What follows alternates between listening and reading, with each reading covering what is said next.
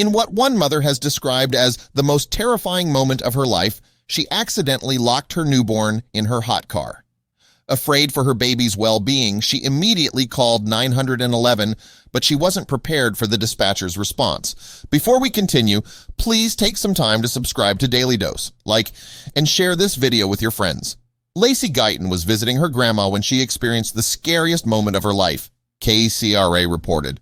The Michigan mom had put her 2-month-old baby, Raina, in her car seat, placed the infant's diaper bag in the car, and shut the door. She then walked around the car to her door, only to hear all the doors randomly lock. At that point, Lacey realized the keys were in her diaper bag, which was in the locked car, along with her newborn baby, she explained in a Facebook post. Having only a key fob and push button to start car, touching the door handle with the keys inside should have unlocked the door, Lacey explained, but much to her dismay, it didn't. That's when the mom says her heart sank, and she had her grandma immediately call 911 while she grabbed a chunk of asphalt off the ground and started bashing it into the front passenger window of the car as hard as she could.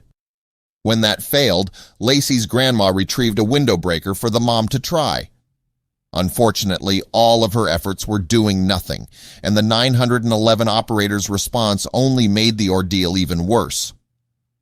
The 911 dispatcher told my grandma to call a tow company because they don't send anyone out to unlock cars or break windows, the mom recalled, but explained that she didn't have time to wait for a tow company because Raina was screaming and getting hotter in the car. Frustrated, Lacey called 911 again, telling the dispatcher again that her 2-month-old infant was locked in the hot car.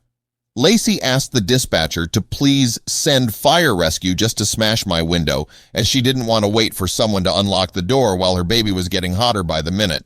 Again, however, the 911 operator said she would transfer the mom to a tow company because they don't send anyone out to break windows or unlock cars, the mom said.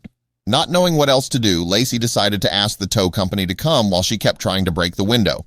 Unfortunately, as Lacey waited, things seemed to go from bad to worse rather quickly. I checked on Raina again real quick and saw she stopped crying and was starting to close her eyes, she recalled, explaining that she was unsure whether Raina was falling asleep or if she might be dying in the hot car. With her daughter's health in question and realizing that emergency rescue wasn't coming to save her baby, Lacey said she experienced the worst feeling in the world. Perhaps it was that feeling that finally gave the mother enough strength to save her daughter as Lacey ran to the rear window, giving it 2 hard hits with the window breaker. Finally, the glass shattered, allowing the mom to crawl into the vehicle and rescue her child, who was drenched in sweat but thankfully started screaming when Lacey grabbed her. "I never felt more relieved," she recalled. However, 911's response still left her unsettled, prompting her to speak out. According to Lacey, the tow company didn't arrive for another 12 minutes after she had already rescued Raina from the hot car and calmed her down, and Lacey believes if she had waited, it would have been too late. "It was the most traumatic 15 minutes of my entire life," Lacey explained. She added that although they were so thankful Raina was okay, they were also extremely pissed that after calling 911 twice while her daughter's life was on the line, a dispatcher who's been there for years still refused to send help. Waterford police called Lacey to apologize for what happened. "It's a common sense issue," Chief Scott Underwood said. "You call 911. You expect for somebody to come and give you some help, and we certainly should have gone and done that. We made a mistake and we need to fix that," he added, saying the dispatcher would face disciplinary action. As for the family, they just want to ensure nothing like this happens to anyone else who might also experience a malfunctioning key fob that causes a child to become trapped in a hot vehicle. "It's the most helpless feeling to see your great-grandbaby in there crying and drenched in sweat," Grandmother Mary Riley said. "We want this corrected. We don't want anybody to lose their baby because this wasn't taken care of for us." Lacey Guyton echoed similar sentiments, saying it shouldn't take additional training for a 911 dispatcher to know to send help. She also shared useful information with others, should they ever find themselves in the middle of such a nightmare. "I now know that the back windshield of a car is the easiest to break," she wrote.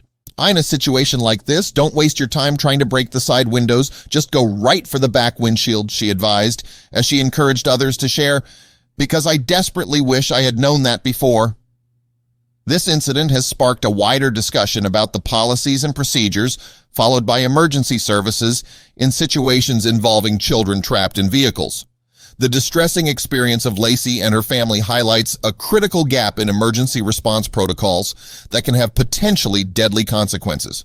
The debate centers on whether emergency dispatchers should have the authority and the training to make judgment calls in life-threatening situations, bypassing standard procedures when immediate action is necessary. Child safety advocates argue that time is of the essence in such scenarios, as even a few minutes in a hot car can lead to severe heat stroke or even death in infants and young children. They stress the importance of training 911 operators to recognize the urgency of these calls and to dispatch emergency services immediately without referring the caller to a tow company or other non-emergency services. In response to the incident, several local and national organizations have called for a review of emergency dispatch training programs. They are pushing for the inclusion of specific guidelines on handling calls about children locked in vehicles, emphasizing the need for immediate action. These organizations are also advocating for public awareness campaigns to educate parents and caregivers on what to do if they find themselves in a similar situation. Lacey's experience has also led to renewed interest in technological solutions that can prevent such incidents from occurring in the first place. Car manufacturers are exploring the development of systems that alert drivers if a child is left in the back seat or automatically unlock the doors if the interior temperature reaches dangerous levels. Some newer models already come equipped with these features, but there is a push to make them standard in all vehicles. In the meantime, parents and caregivers are advised to take extra precautions to avoid accidentally locking their children in the car. This includes keeping the keys on their person at all times, using car seats with built-in alarms that notify them if the child is left in the seat, and placing an item they need for their destination, such as a purse or phone, in the back seat, so they are reminded to check the rear of the car before locking the doors. Lacey's story has undoubtedly raised awareness about the dangers of children being left in hot cars and the urgent need for a swift and effective emergency response. It serves as a powerful reminder that while technology and policy changes are crucial, public education and awareness are equally important in preventing such tragedies. Through sharing her ordeal, Lacey hopes to inspire others to advocate for change and to be more vigilant in safeguarding their children against similar dangers. As the community rallies around Lacey and her family, there is a collective call to action to ensure that no parent has to endure the same heart-wrenching experience. This includes advocating for changes in emergency dispatch protocols, supporting legislation that mandates child safety features in vehicles, and spreading awareness about the critical steps to take if a child is accidentally locked in a car.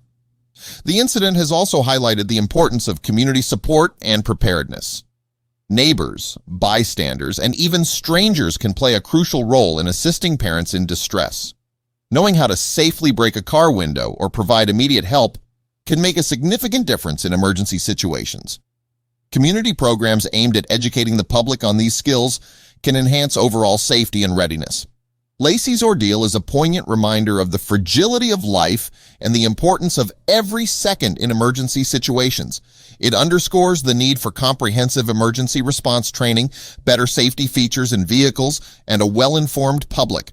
By learning from her experience and advocating for change, we can work towards a future where no child has to suffer because of a momentary lapse or an inadequate emergency response system.